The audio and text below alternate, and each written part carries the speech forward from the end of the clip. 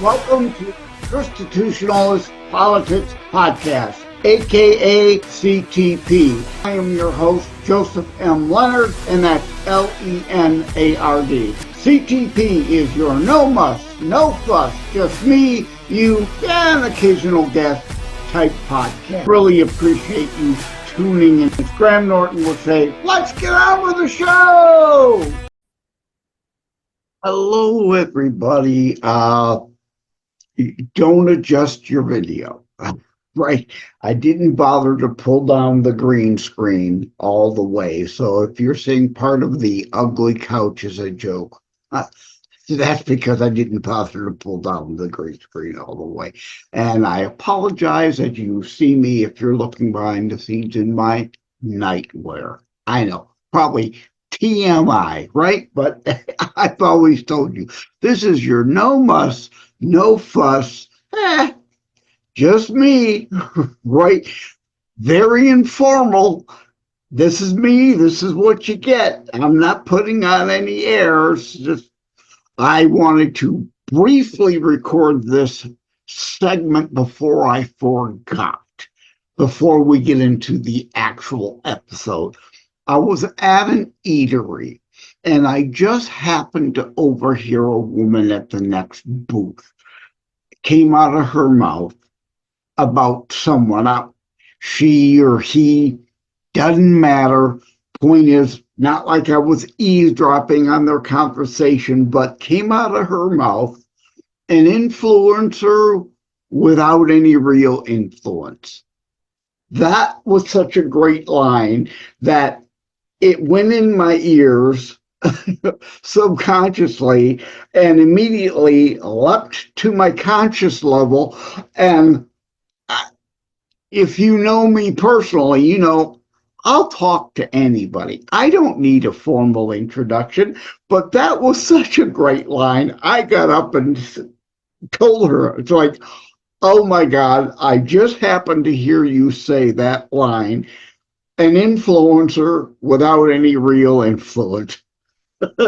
Now, you also know, if you're at all a regular viewer or listener to the show, that I joke all the time and say, at any rate, as an ongoing gag segue, and at any rate would be a great name for a podcast.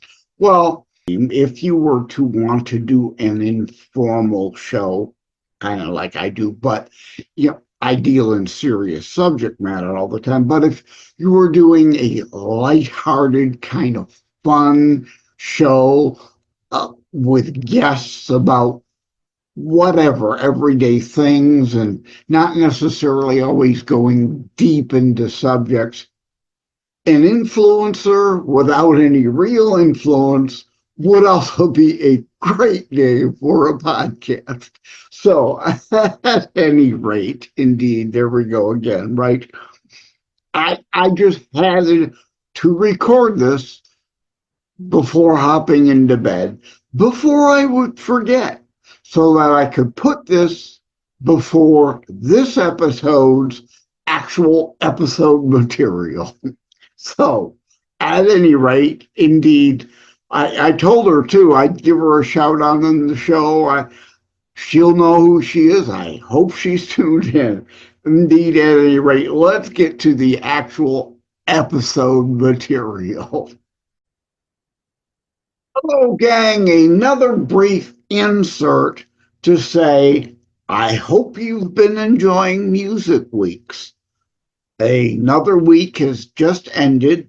Monday through Friday, the last 3 weeks of March. Today is another Saturday, traditionally monologue show, or may not be. We'll get into that in a second. But at any rate, I hope you're enjoying the Music Weeks. I hope you enjoyed the Health Weeks at the end of February. A bit of additional fodder, discussions, material, kind of separate and apart from usual CTP fare. Hope you enjoyed it.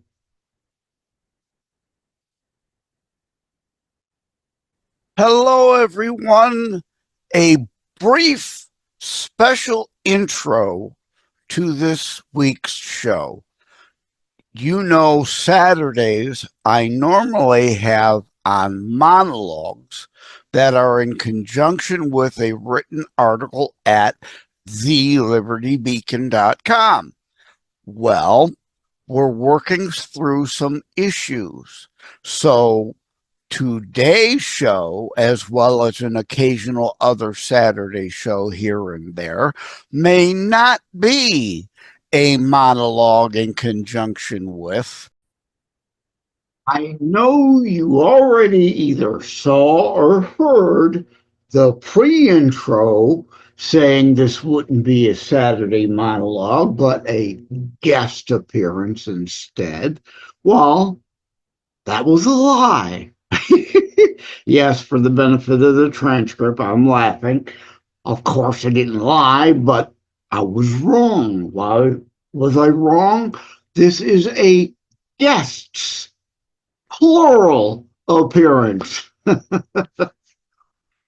Yes, thank you. The show has been growing by leaps and bounds, but I, of course, know many have not gone into the back catalog and seen earlier shows, seen or heard, watched or listened to earlier shows. So this week, I'm having Drew McKissick and Dr. Robert Steele back about faith engagement from 2024. Hope you will enjoy this. I thought it important to have a replay. Hello, everybody. Welcome to the show. Today, we're going to have Michael Myers talking about the Halloween. Nope, that's wrong episode. Michael Myers. We were supposed to have Mike Mears with us, but not Michael Myers. But he's got a church thing, as you can imagine, with all the lunacy going on around D.C. And if you know anything about Michigan politics of late, too, whole lot of craziness going on here, too. It's hard to get 4 people together, and I didn't want to push this off any further away from the actual faith engagement event, which actually took place on January 30th. I wanted to get this out as soon thereafter as possible. So, Drew, I'm McKiskey, right? No, McKiss. Oh, I'm screwing up your name, Drew. What? McKissick. Yes, that's like I've got it written down and I still can't get it right. And Rob Lowe. Oh, no, that's another episode too. Dr. Rob Steele. Hello, Drew. But two admissions before I go too far. I wanted to attend, was trying to plan to attend the faith engagement, but it didn't work out. So I didn't make it. So I will, like everyone here, be learning as we go myself. And the other admission is I don't script. I normally don't share things ahead with guests, but since there's multiple of us and I was expecting there might be 4 of us on it, I did share in advance some information and that we would be rotating through answers so we wouldn't mumble and fumble and stumble over each other. It wasn't about control. It was about trying to avoid chaos. But at any rate, let me first introduce Dr. Rob Steele, who will then introduce us to Drew. So where are you calling in from, Rob, and how's the weather? Yeah, I'm right here, and Joe, Michigan right now specializes in chaos, of course. So I think chaos is absolutely fine. I'd be more comfortable with chaos, but I'm calling from my house in Superior Township, so I'm seeing the same basic weather that you are, and But I do have to head up north tonight, still up to the Traverse City area because I'm doing an event up there in Lenawee County. So looking forward to that as well. And go ahead and yeah. So as many of your listeners may not know that I had sent out an email that went out to delegates. Actually, I think it went out to more than delegates. I think it went out to about 17,000 people. People that I've been in contact with in the past and so forth. Some of them political, some not. But it went out discussing what the RNC has been doing regarding faith engagement over the years. And so initially I'd asked Mike Mears to come on, and Mike was there at the beginning in 2013. But, even better, today we have Drew McKissick. So let me introduce Drew, who was there with the RNC faith efforts from the beginning, I think in 2013. And so Drew has been with the faith on the RNC and with the faith team since that time. But he's also been a very active member at the RNC all along since that time. And he's also the state chair of South Carolina. And of course, South Carolina, while we all know at the top tends to be fairly Republican, down below at some of the lower offices, it has tended to be Democrat still. And Drew has done an outstanding job as the chair in South Carolina, and they have really moved the Republican effort deeper down the ballot, and now many mayorships and other offices that were previously Democrat, Drew has helped orchestrate to take those over. And of course, right now, Drew is actually the RNC co-chair. And so every day when he wakes up, it could be the day he becomes the chair. He doesn't know. I mean, there could be. Yeah, that's we had a plane crash, right near our house in Naples where we go sometimes, and literally 2 miles from our house. And it turned out an aside, which I'm good at, my daughter's boyfriend was literally one of the first cars on the scene in his video.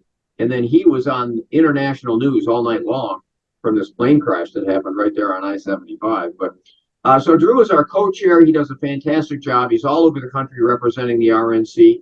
And what's fantastic is, the co-chair is not required that they be a member of the RNC, but he is, and he's been a great member and a great state chair. So, that's a fantastic aspect of what Drew's done in addition to his faith stuff. So we can go ahead and move into the faith part of the RNC however you want, Joe.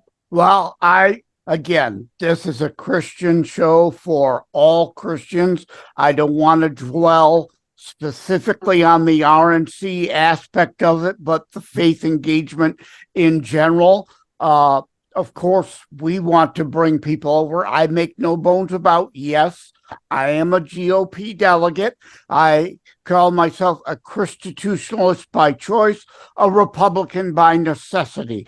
In my opinion, it's the only party where the values are reflected in the platform at all, at least at this time. Maybe some other lesser parties, but they don't really amount to anything. But again, this show is about Christians in whatever party. But first, Drew, is there some warmth you can send our way? Well, I just got off a plane like at midnight last night coming back from Alaska. So I don't know how much warmth I still have in my bones right now.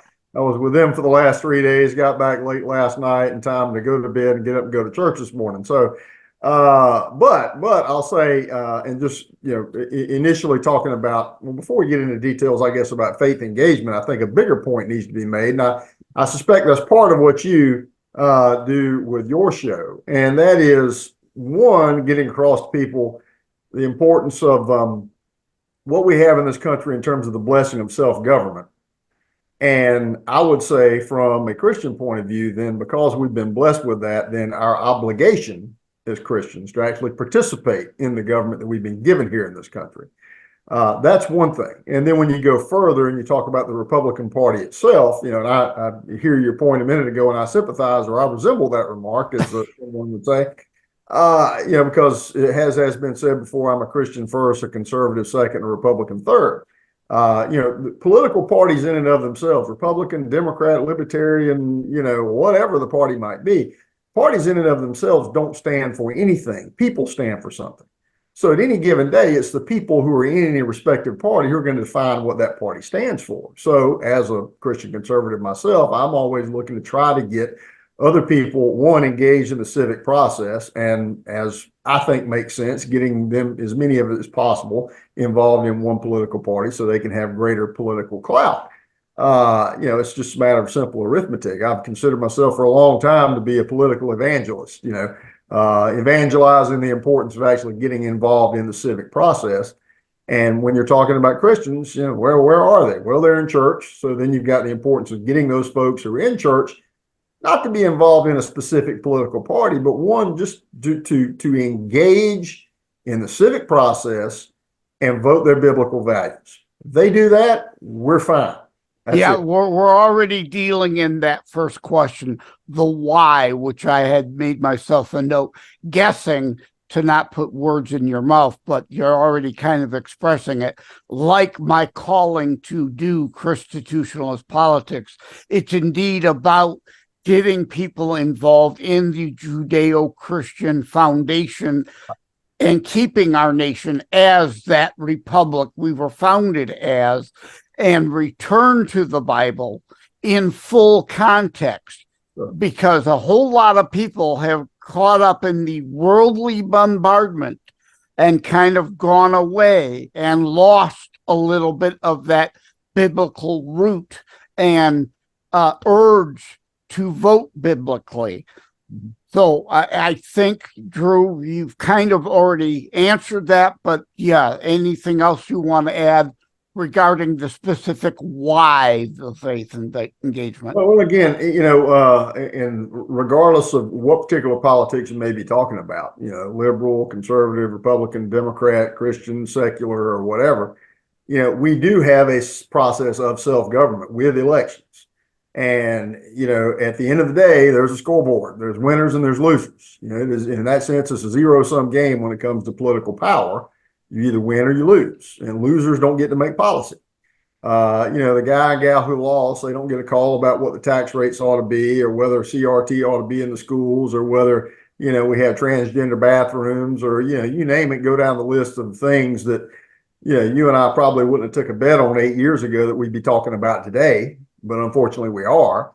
I think a lot of what I would call the boundaries, or if you think of it like a highway, the ditches have been moved further and further to the left, so to speak. I mean, we're arguing about things today that were accepted generally, universally, if you will, in the country as being fundamental not that long ago.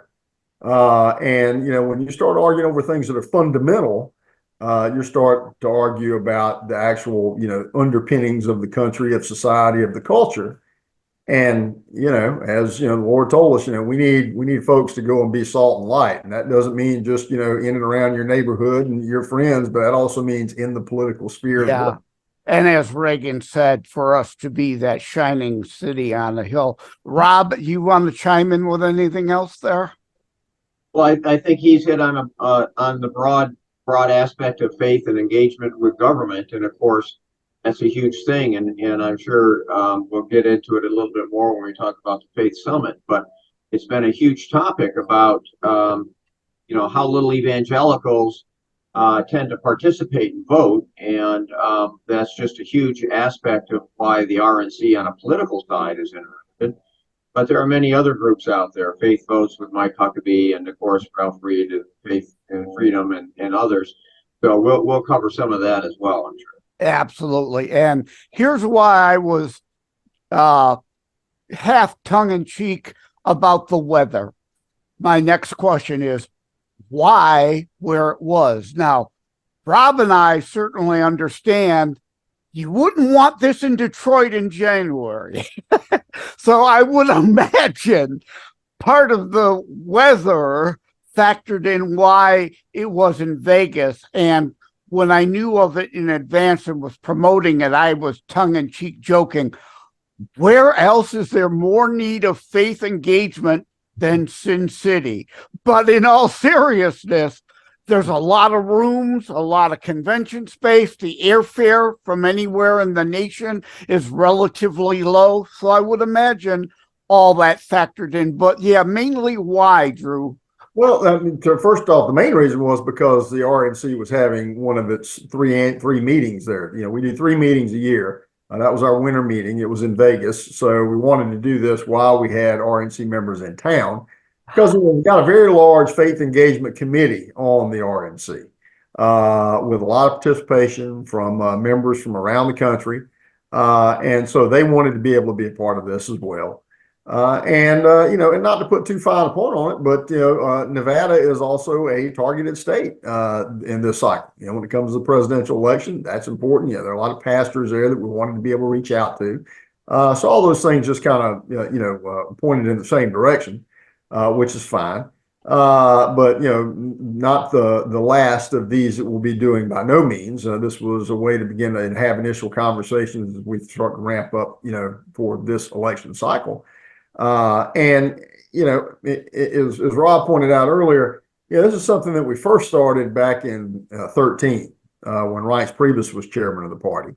He appointed the first ever faith engagement director for the RNC, who's a good friend of mine named Chad Connolly, who actually preceded me as state chairman here in South Carolina.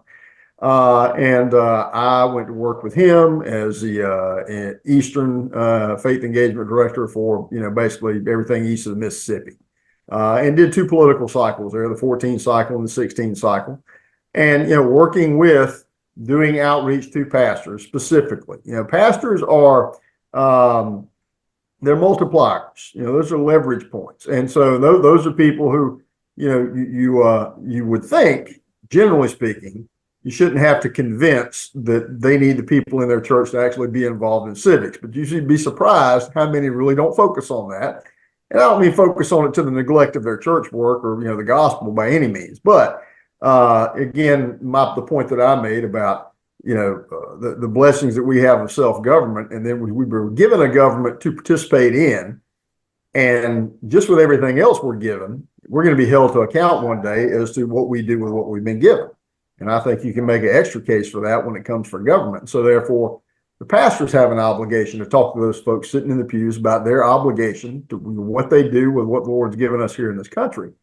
And so what we do and did in those cycles was go around and do meetings. It could be anywhere from 3 pastors to 100 pastors. You know, it depends on where you go. You do a small meeting, so you can get more together to do a big meeting later, and go around state to state, church group to church group, local Baptist associations, Pentecostal associations, etc., and work your way up to the larger group. You have to build relationships, and, you know, once you establish credibility with them and build the relationships, allow you to get in the room with fellow pastors and just talk about the importance of this. I'm not trying to get you to get everybody to turn out in a local Republican organizational meeting. I just need you to get more people in your church registered to vote and vote their values. If we do that, we are miles further down the road than we were.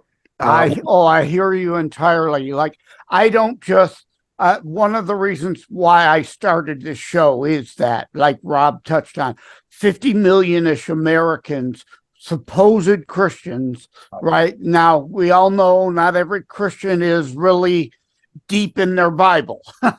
But if we can get those real Christians who are biblically rooted involved, there's no way we as a block can lose. But a lot of people, and why I came out with ChristiTutionalist Politics, the book, to go with the show, and I don't just push that. My friend Neil Mammon has a book called Jesus Was Involved in Politics. Why aren't you? Why isn't your church? Because there's a lot of people, indeed, think as a Christian, you're somehow supposed to be standoffish. No, we are called to be our brother's keeper. That means be involved, but that doesn't mean socialist, communist redistribution. Those are personal commandments, and our government is supposed to stay out of those things. But now you mentioned pastors. I was going to go into the guests next. I was going to start with David Barton, but since you keep mentioning pastors, Dave Welsh, mention him and his group. Not a great guy. Yeah, Dave's been involved for a long time. I think probably, I suspect, a little bit longer than I have. I first got involved in the late 80s. Dave, a little bit earlier than that. I've known him since probably, I guess, sometime in the 90s when I first met Dave, and him doing some of the work that he did politically. I mean, prior to my, becoming, a GOP elected official, I worked in organizations like Christian Coalition and other groups way back in the day in the 90s and so forth. Dave participated in a lot of that as well. And he's continued to stay in the fight, and he gets it, and he understands why it's important that pastors be a voice for participation. Yeah, and his group name is officially what? You're catching me cold right now. I can't remember. How about you, Rob? I'll check. No, I didn't know him, but man, did he do a great job, and he told some stories of his effectiveness in working through the churches and on a couple of different issues in Houston that was just really remarkable, and everybody really learned a lot when he was going into that stuff. It's Pastor something, but for those viewing on the behind the scenes video to this audio podcast, you can see I'm holding up my flyer from the event, and the name of his group is inconveniently cut off at the bottom of the print page, and I don't remember off the top of my head either. But I love Dave Bart.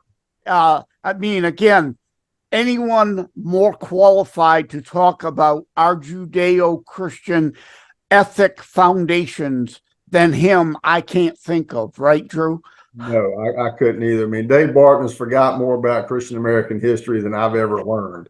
And by the way, I want to say, I'm pretty confident this is true, the largest private library in America of such documents that go all the way back, actually precede the founding of this country. Him and Glenn Beck have put together a massive collection. He has. And he knows it backwards, forwards, and sideways, and you quote it off the top of his head.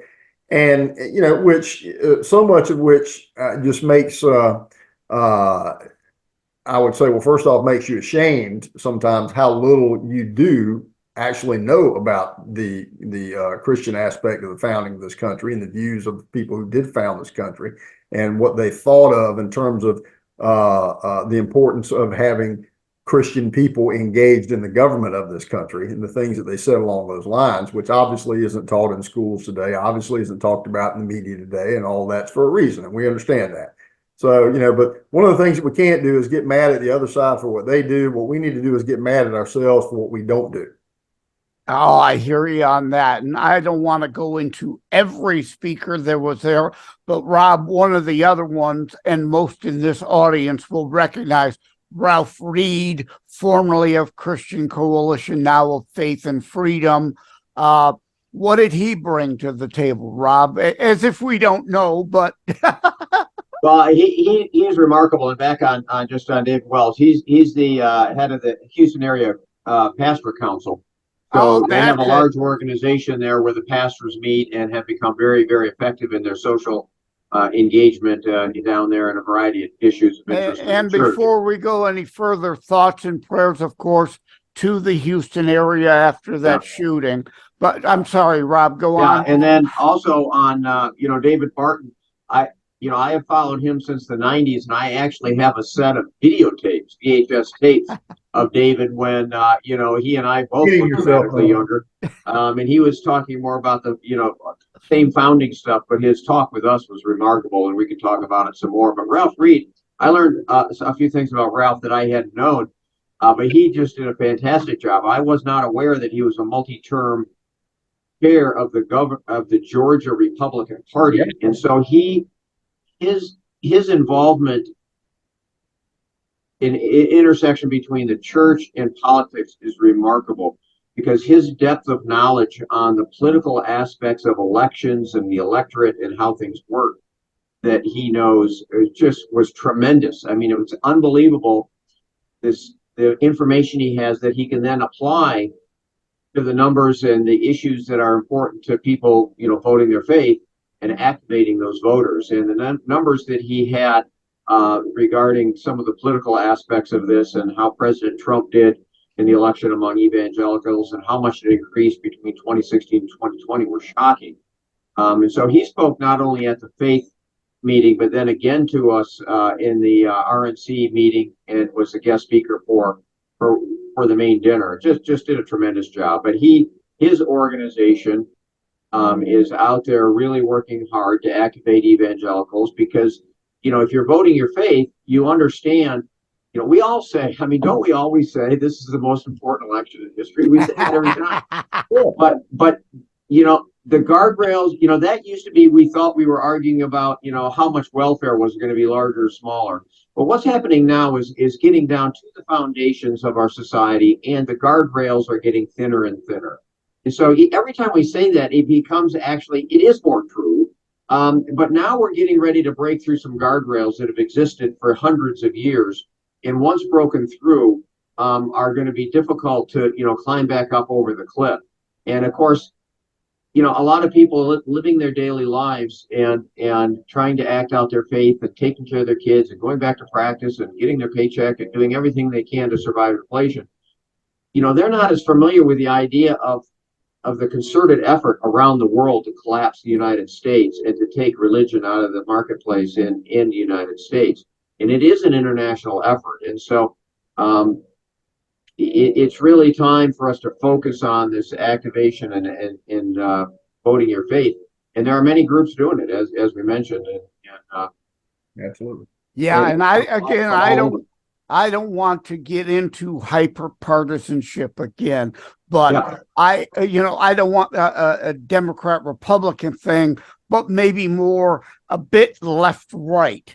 Because indeed, we see protection of freedom of religion from the right, and we see hostility of it from the left, the anti-Semitism now, the anti-Christian, the attack on family values from the left, which is not to say all Democrats are ultra-leftist ideologues. I'm not saying that again. I'm trying to steer clear of ultimate hyper-partisanship. But anyone who looks with open eyes and is indeed deeply rooted in their Bible, in context, again, not taking render unto Caesar out of context, turning it into, from it takes a village, which is a biblical tenet, meaning, yes, it takes me, it takes my friends here with me today, it takes my family, it takes my neighbors, the micro level, small letter community, or communism, if you must, not the Hitlery blown out of proportion. It takes your children as wards of the state village. There's a big difference. One is biblical, one is not. Well, as Rob pointed out, though, you know, we do use that that phrase a lot, and this is the most important election in our lifetime. But I think, just to build on that for a minute, the fact is, as we have pointed out, the left has been working faster and harder to take this country further and faster to the left in every succeeding election cycle. So in that sense, every election does become more important than the last, because again, as I pointed out earlier, we're not arguing over things that are marginal anymore. We're arguing over things that are fundamental, foundational to society, culture, etc. And the core of the family, is under assault these days. And, you know, so, and one other thing that people need to understand, you know, that politically is the political system, by and large, responds to, let's call it, political market dynamics. You know, so in other words, if people are not demanding something or agitating for something, then it usually does not happen. In other words, we can't, it's hard for Christians to get upset at a government that doesn't respond to things that they want if they're not actively engaged in demanding the things that they want. And part of that is at the ballot box. That's one thing that we need to be mindful of. And as you point out earlier, and it's exactly right, you have a huge percentage of Christian conservatives who are not registered to vote. You have a big percentage of those who are registered to vote who don't vote. And so, if just an extra, let's say 20%, those who are sitting on the sidelines actually got actively engaged in every election around this country, it'd be an earthquake, total earthquake. And especially when you talk about lower level races, usually we all live and breathe and swim in national media politics every day. We're all guilty of this. We know more about what's going on in Washington, D.C. than we do on our own local school board or city council or county council. But the dirty little secret is we can all have much more influence over a city council, a school board, or a county council than we ever could over a congressional race or a presidential race. It's not that we shouldn't participate in those other things. We should, but we neglect what's going on at the local level to our peril. And, I don't know if you notice, you get a tax bill, I'm sure, every year, and you see how much your school district spends, for your property taxes, or, you see how much that impacts children in the local community and what's going on in the local government. But the further thing is the election participation rates in those lower level races are much, much lower than presidential races and congressional races. You've got school board races in some cases where collective turnout can be less than 7 or 8% of the total elected voters in the district. So a small group of organized folks who want to work hard and help candidates can actually have a huge impact at the local level. Absolutely. I made myself a note to go next. Parental rights. Again, back to it takes a village. That's another thing under assault. Your children belong to parents and the extended family, not the federal tyrannical wards of the state.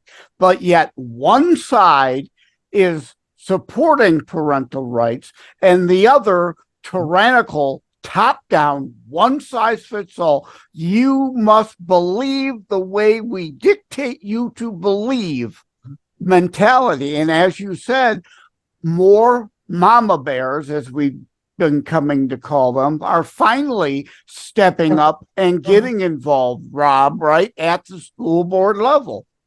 Yeah, it was the, being a physician, I can tell you there weren't a lot of blessings in the whole COVID thing with collapse of organized medicine, taking payments from the government to push, certain points of view and everything that happened at the FDA and HHS.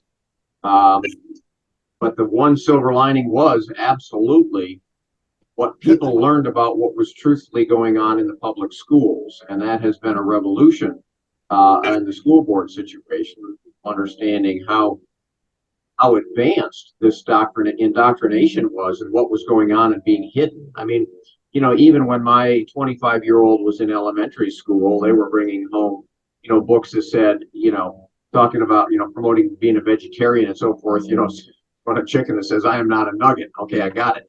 But that's not what they're talking about now. It's a whole nother thing where they are literally stealing children's identity away from their parents and hiding it. And, and on the medical side, it's such a travesty. It's hard for me to convey how insane what is going on is when you need a permission slip to take a mole off somebody, but not for an abortion or to change their sex or start that process. It is remarkable beyond comprehension, and that all strikes at the foundation and the underpinnings of how our system works and where the guardrails are. Oh, absolutely, Rob. I just recently wrote on thelibertybeacon.com a piece, Bread and Circus, right? Focus on anything and everything as a deflection and distraction, the bread and circus from things that actually are affecting your life now. And like I say in my book, they're peddling, as I coin it, the new R's. It used to be reading, writing, arithmetic, history, science. No, there's no R in there, but our kids are so dumb nowadays, they don't know there isn't an R in that word. But the new R's are radicalism, raunch, perversion, and racism through CRT. Anything but the core principles that teach them to be able to live and think and do things for themselves. They just want, as Limbaugh used to say, churning out mind-numb robots, not how to think, but dictate from the top down what you will think. Exactly. Yeah. Part of your problem or their problem is people who think. I mean, literally, that's their problem is people who think, because their ideas don't stand to criticism, critical thinking. So the last thing they need is more people who think critically and much less are steeped in core values, core traditional American values, which, we know tend to lead to people who think differently than they do. So they have worked diligently and successfully in a lot of places around this country to undermine and attack that. And we are seeing the fruits of that right now around the country. And, thankfully, in the Virginia school board elections, a little over a year ago, you saw people wake up. As Rob pointed out, you saw a lot of people wake up because of COVID and at-home learning. And then people are like, what in the heck, y'all, what they're teaching this in school? And they start to ask questions. And, well, that's inconvenient. So when they show up at school board meetings and start asking questions, they start turning off the microphones or telling them to leave or, whatever. We're going to arrest you now if you keep disrupting this meeting with real questions, so it's, the last thing they need is people with critical thinking skills. Yeah, and they don't teach them history, world, and especially our own, as I also go into in my book. You don't need to look at the failure of fascism and Marxism through Marx, Lenin, Mao, Che, Castro. You can look back to the Mayflower Commie Compact, the Commonwealth, where everyone collectively owned. No one had an incentive to do more than the next guy, and they almost all starved to death. So Bradford instituted what America became known for: free markets, private property, personal responsibility, individualism rather than collectivism. And as they say, the rest is history. We went on to thrive, or we could have completely died out if we'd have stayed down that macro communism. Again, micro communism as a community is fine if you choose to be part of that community, as opposed to being forced to be part of a community you don't want to be. Right, Rob? Well, that story that you just related about how, the Mayflower group that landed was almost extinguished because of starvation, because of the tragedy of the commons, let's call it. And then their recovery once they became responsible for themselves. That whole story was in great detail taught to children in their middle school texts. Not anymore. Early 1900s. And so it just shows you how far, and once, the progressives got a hold of the education, understanding, as they say, give me your children for 2 generations, that kind of stuff. And so they did, and that's what's happened. And that was common knowledge among people growing up because it was in the public schools and in their Duffy Reader type texts. And once you start taking that away, it only takes a generation or two, and those people have no idea about those general principles. And that's why the whole faith vote thing is really not that partisan. It may end up there, but if people vote their faith, they tend to vote for the things that Republicans believe in, as you said, about parental rights and all these sorts of things. And what Drew said about they can't have thinking people. I just was moving a book. I was in my library moving stuff around, and I had in my hand a book that I think the title of it was if liberals had a brain, they'd be Republicans, something like that. And it's kind of like that. And to be on the progressive team in today's society would be incredibly difficult because of this lack of the underpinning. They have to look at each issue separately, figure out how they come out on that. Whereas we tend to look at some very, very basic principle, liberty, freedom, some moral aspects, and we come to a conclusion based on those things, where they have to, well, how do I work that one out on this issue? Because it was the reverse on a different issue. It just becomes very, very difficult. Yeah. Well, I'm with Dennis Prager on this. For years, I fell into the liberal conservative paradigm thing. And frankly, Dennis Prager educated me, and he's absolutely right. It's not liberal conservative, it's leftists. There's a difference between leftists and classical liberals. You look at a Brandon Strzok or a Candace Owens or a Tammy Bruce or any number of people who were ultra liberal, but not completely indoctrinated leftists, that when you think in these terms, and that's true of some Christians, which is why I say come back to the whole Bible in full context. As I said, taxation, we all understand a certain degree of it is necessary.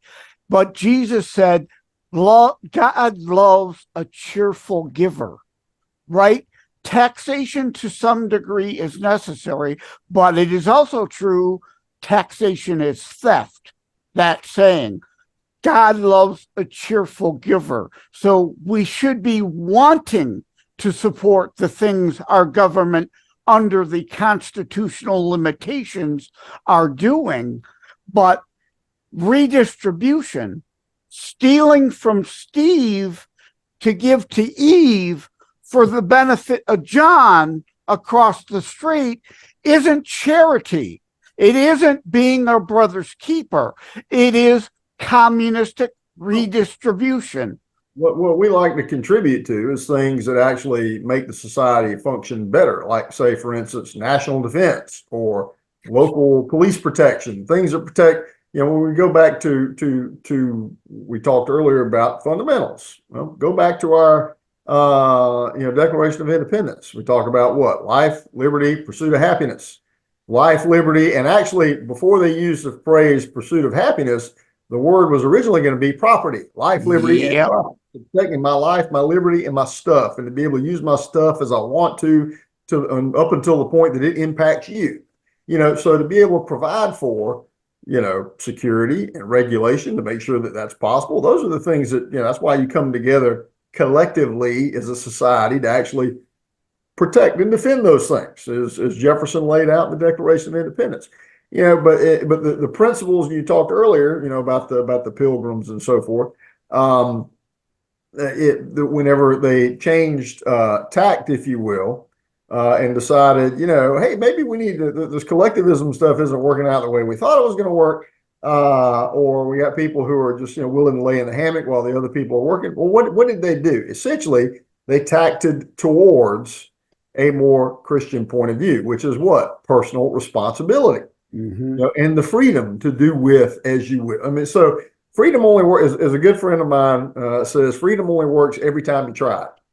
If you want, one of my favorite pictures you can find online, you can go and you can Google this right now, is the Korean Peninsula at night.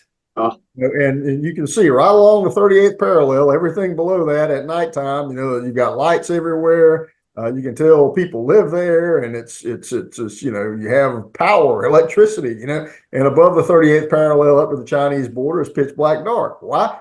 Very same area, very same people, same culture, same language, same everything except freedom or socialism. And there's a difference right there. Yeah. And if you go back to our fundamental Christian principles, beginning with personal accountability and responsibility, why would we not, we as Christians ought to want more of that in the political sphere, more people who have those beliefs in the political sphere, because then good things flow from that. And of course, we know leftists don't want that. So anytime that we talk about what we're talking about here today, which is getting more Christians to get engaged in the political system, they're going to say, no, separation of church and state, separation of church and state.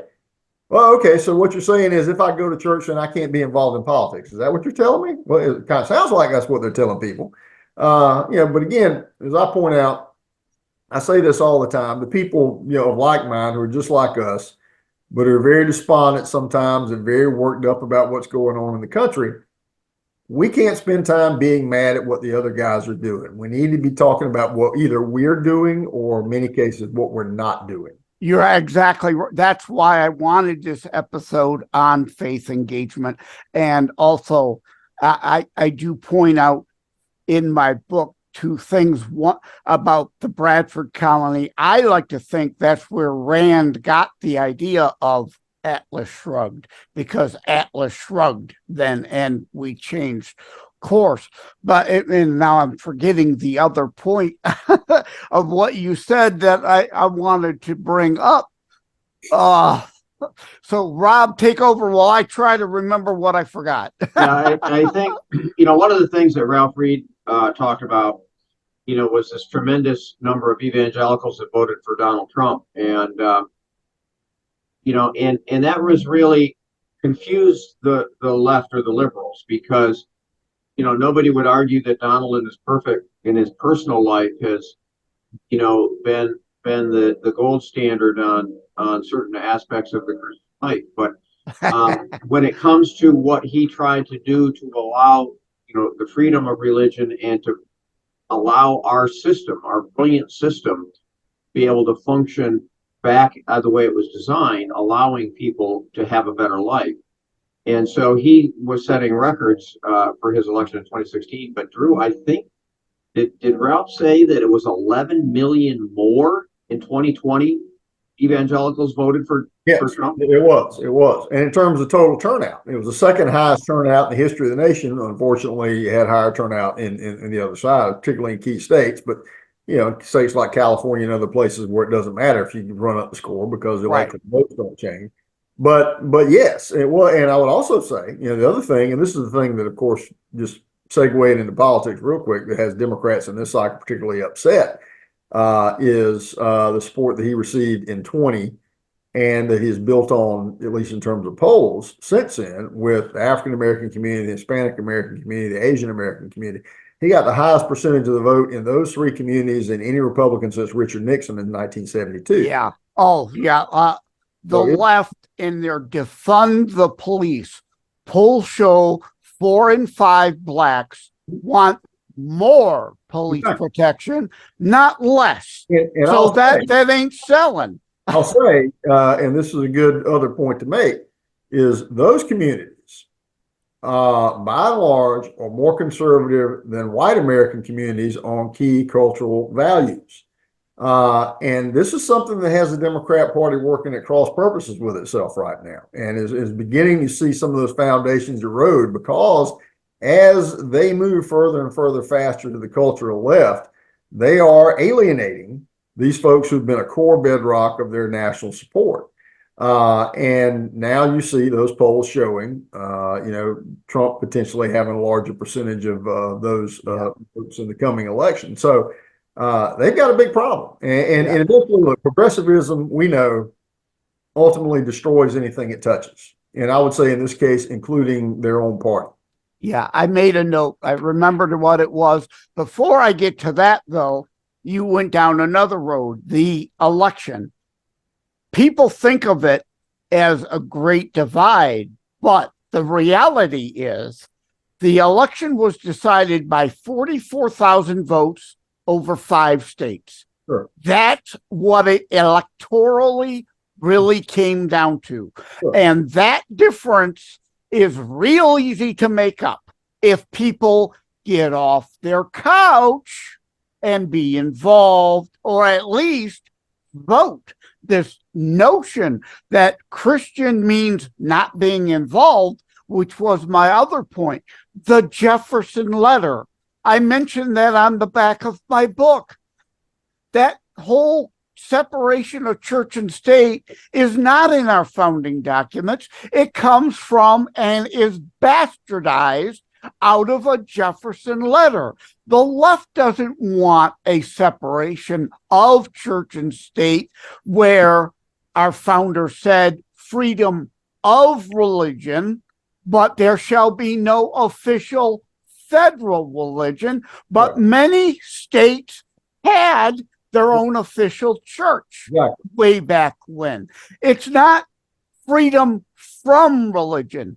that the left is peddling. I like to say they want separation from church to state.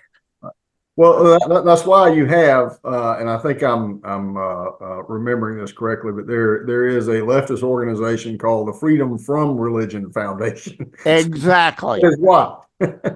Yeah, Rob, you want to chime in? Yeah, right. Well, when I was in Las Vegas, we had to walk from one end of a complex to another to get to our meetings. And while I didn't run into any Danbury Baptist, while I was getting coffee, I'm standing there and I had my RNC credential on, and some guy, says to me, "So what's the meeting about?" And I said, Republican National Committee. And he was obviously a very bright guy. He talked for about 10 minutes. It turned out he was a professor who had then, gone into business, taught at and he was from Central America and had taught at an HCBU where he was a professor. But he said, yeah, he says, boy, you guys are still missing a lot of, our community because there's such overlap. We had that exact conversation about the social values of a lot of the immigrant community who's come from Central America and South America, who are very religious, and these are the ones that the Dems are turning away left and right. And then, of course, when Drew mentions, the impact that or the inroads that we've made among the Black, Hispanic, and Asian communities because of the left's division tactics, that's something that we've been playing on, of course, on the political end with our community centers and so forth. But a lot of that comes down to religion, and it really is a sense of a community where some of our community centers, though they're started, frankly, as a political thing, they become true community centers.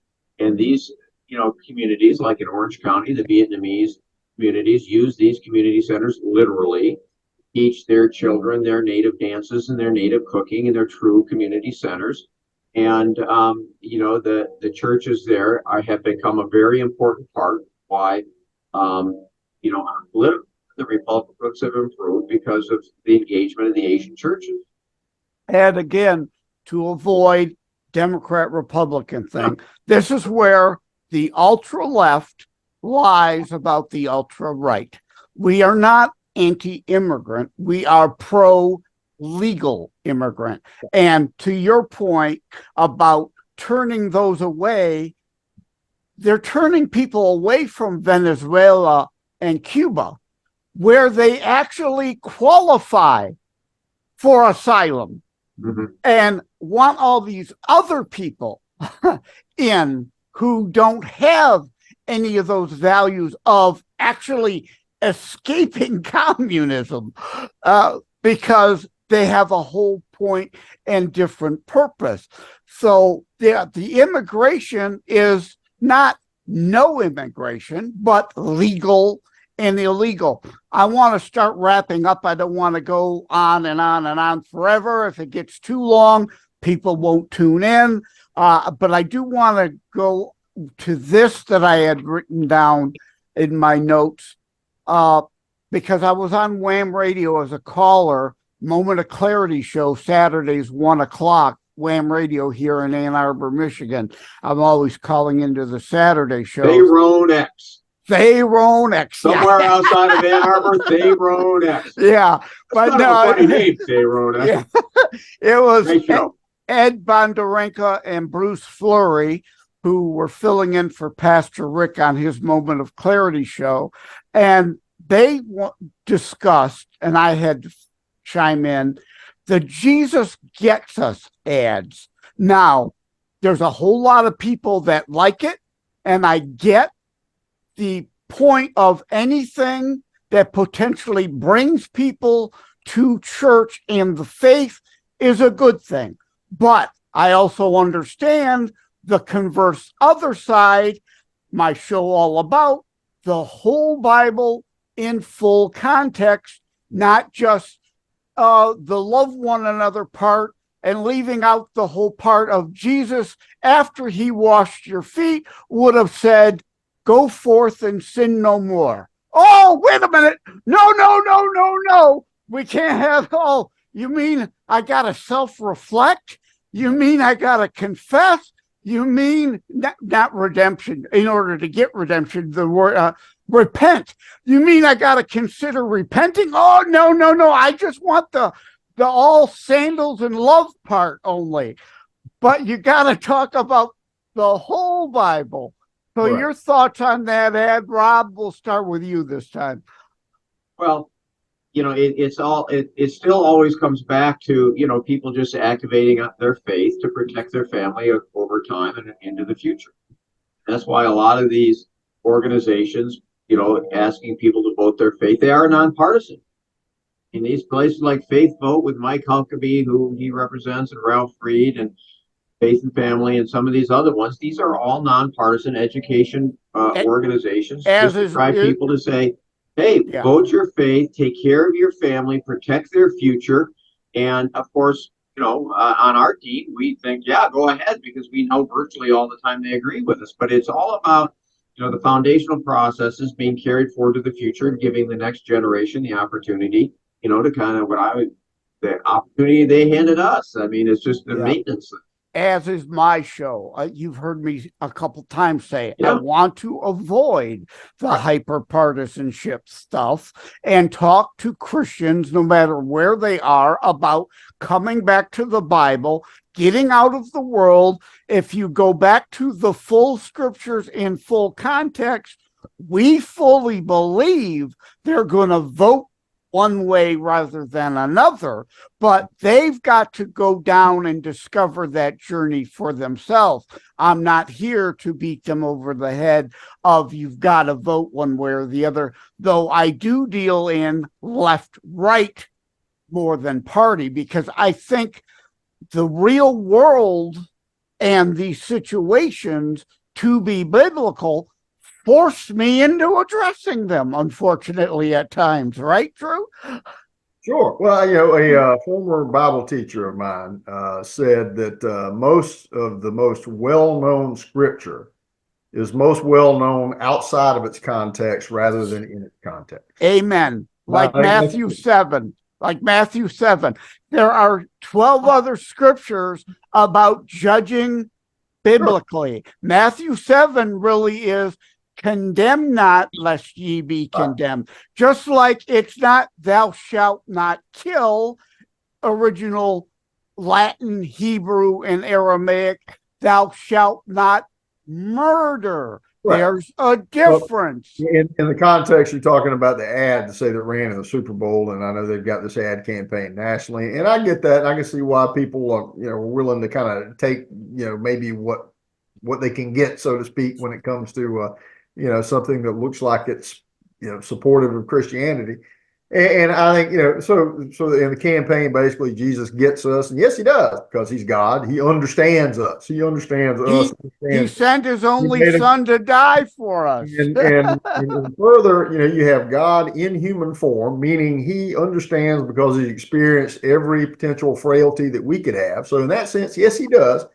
But he also wants us to come to him. And as you point out, then that means something that most folks don't want to think about, which is, that means I get judged. And really, literally at the bottom line, that's the problem that radical leftists, socialists, you fill in the blank here, have with anybody who has any core of a sort of core Christian belief to their worldview, is that there is an objective standard versus the subjective standard of man. So there are only two standards out there. It's either the one you make up yourself or somebody makes up for you, or there is God's standard. And God has standards. And so as soon as you begin to talk about him having standards, then we'll suddenly... Oh, no. Might not be right or whatever, and I might be judged, and I don't like that. So I'll go over here to this church where, as someone call it, the church of what's happening now. The I'm okay, you're okay church. They've got a lot of those, and they put a lot of people in the pews for a while, and people get little or nothing out of it, sort of like cotton candy. And as you remind you of that scripture, and I forget if this was Paul or Peter talking about heaping unto themselves teachers having itching ears. In other words, tell me something smooth, something easy. Don't give me the hard stuff. That might affect my life in any way. Right. They only want the lovey-dovey, touchy-feely Jesus. cut out all that other inconvenient stuff. That brings us kind of full circle here to the beginning of this conversation, in my opinion, and that is our personal accountability and responsibility for what we do with the self-government that God has blessed us with in this country. And to the extent that we don't do anything with it, we don't participate in it, we absolutely here on this earth get more to complain about. And it's one of the few guarantees in life that if you don't participate, you're probably going to have something more to complain about. But further, we have something we're going to be accountable for one day. And so folks sitting in churches, pastors who have people sitting in churches, talk about the accountability that we have for what we've been given. And then as a result of that, what should we do? Amen. Amen. And I'm going to start to wrap this up. Rob, I'm going to start with you with the last question of, if you were to have me ask any question I had yet to ask, what would it be and the answer? Well, it's mainly, people just getting information from themselves and focusing on what's going on in their own lives regarding their faith and morality and what they want to do for their family. And, somebody had mentioned earlier about, the basis of our society being the family, and that's absolutely true. And it's what, I happen to be a son of the American Revolution and Union veteran. Sorry, Drew, Union veterans of the Civil War. And all the great wars. And, when I think about the sacrifices and the day my dad finished high school, going off to join the Navy and that kind of stuff. And I think about those things, and we're in our comfortable life here, ignoring this incredible history that has been handed to us. When we look at our society over time, I heard a very great historian say it's like a candle in a giant auditorium, and everybody's trying to blow it out. And we're that light and that candle of society trying to pass it on. And, the faith community has to be involved to help protect that and shield that flame and let it be carried forward.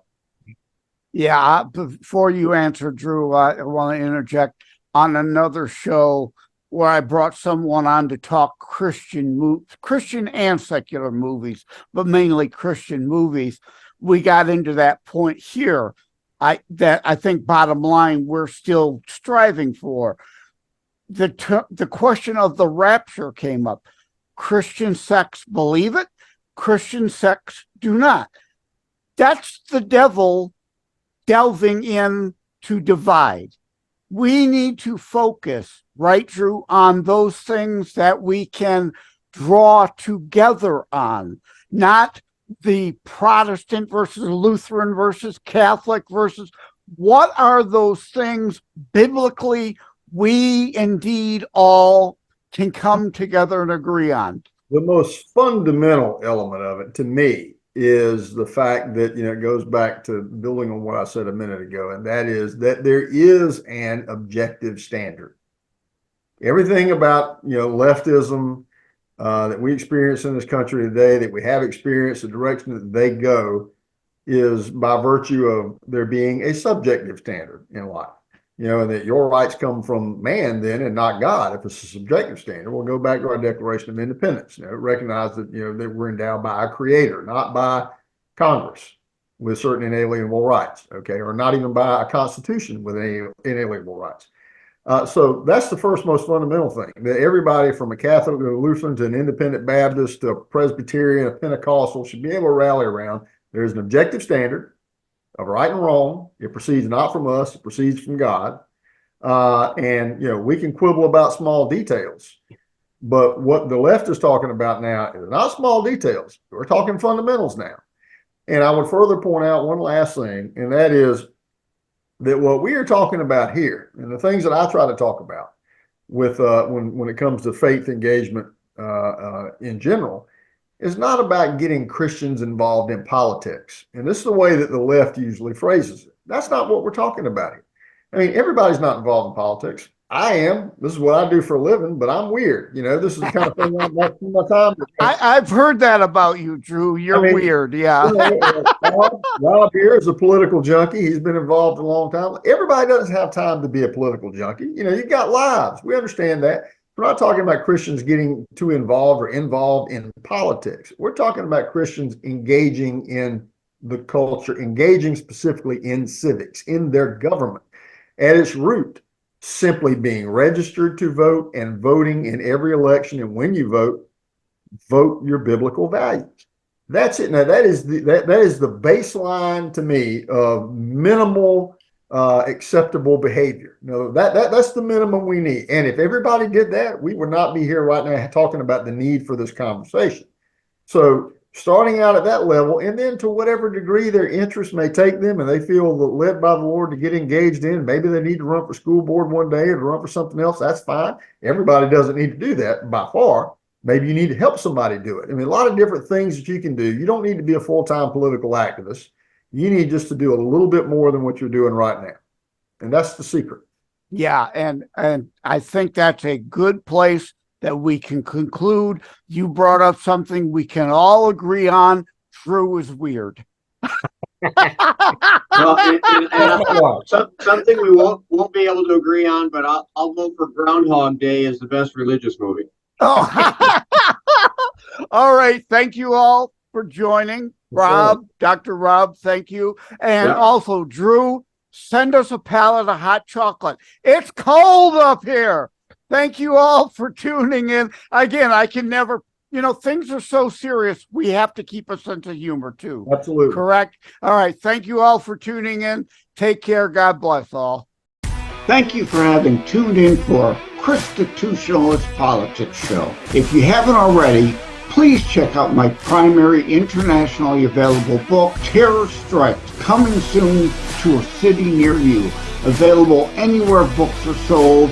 If you have locally run bookstores still near you, they can order it for you. And let me remind, over time, the fancy high production items will come. But for now, for starters, it's just you as a very appreciated listener by me.